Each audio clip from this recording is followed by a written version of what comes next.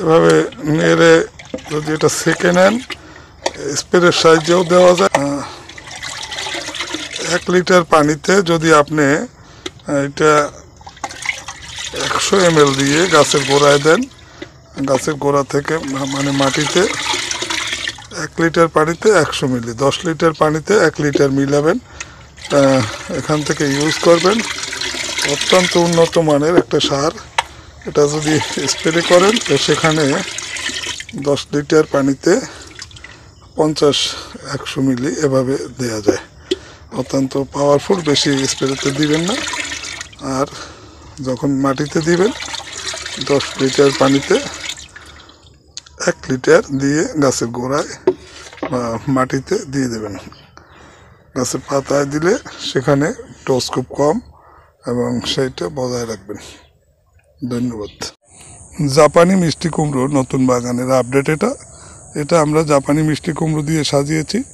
এখানে প্রায় 200 ঝাড় আপাতত দেওয়া হয়েছে এবং টোটালটাই দেওয়া হবে। এখানে আমাদের জায়গা হলো 2 বিঘে। 2 বিঘের মধ্যে আমরা আপাতত এখানে দিয়েছি মিষ্টি কুমড়ো জাপান।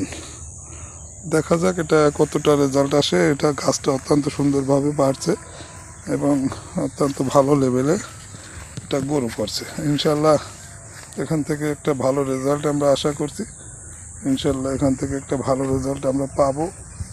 গাছগুলি অলরেডি ডগা ছাড়া শুরু হয়েছে, মোটামুটি খুব সুন্দর লেভেলেই বাড়তেছে। আর এটা দ্রুতই ফল আসে, দেখা যাক কতদিনে কি হয়। এবং প্রত্যেকটা গাছ সুস্থ সবল আছে। জাপানি মিষ্টি কুমড়োর জাত, একটা সুন্দর একটা লেভেল এখানে আছে এবং এখান থেকেই আমরা একটা ভালো লেভেল পাবো ইনশাল্লাহ। আর কোনো প্রকার রাসায়নিক সার কীটনাশক ইউজ করা ছাড়া আমরা এই কৃষিটা করছি। এটা হচ্ছে এসপিকে সিস্টেম।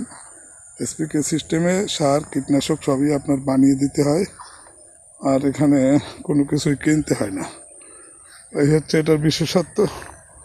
প্রত্যেকটা নালার প্রত্যেকটা গাছ সুন্দরভাবে বাড়ছে। কোনোভাবে আমরা সার রাসায়নিক ইউজ করব না, খাবারকে নিরাপদ করব, এটাই হচ্ছে আমাদের হবি। গাছগুলো অত্যন্ত সুন্দর লেভেলে বেড়ে উঠছে। ইনশাল্লাহ ডগাগুলো অত্যন্ত সতেজ, চতুর্দিকে ছড়িয়ে যাচ্ছে।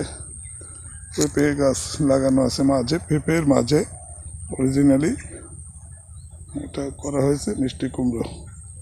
ওই সাইডটা আবার শশার কাজ শুরু হয়ে গেছে।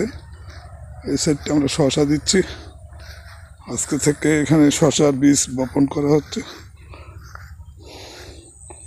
এখানে 1 বিঘা শশা আর 1 বিঘে মিষ্টি কুমড়ো, এইভাবে 2 বিঘাকে আমরা ডিজাইন করে দিয়েছি। ইনশাল্লাহ এখান থেকে একটা ভালো রেজাল্ট আমরা পাবো এবং সাথে আমরা কলা, পেঁপে এগুলি তো করছি। ধন্যবাদ সবাইকে, ভালো থাকবেন, আমাদের সাথে থাকবেন।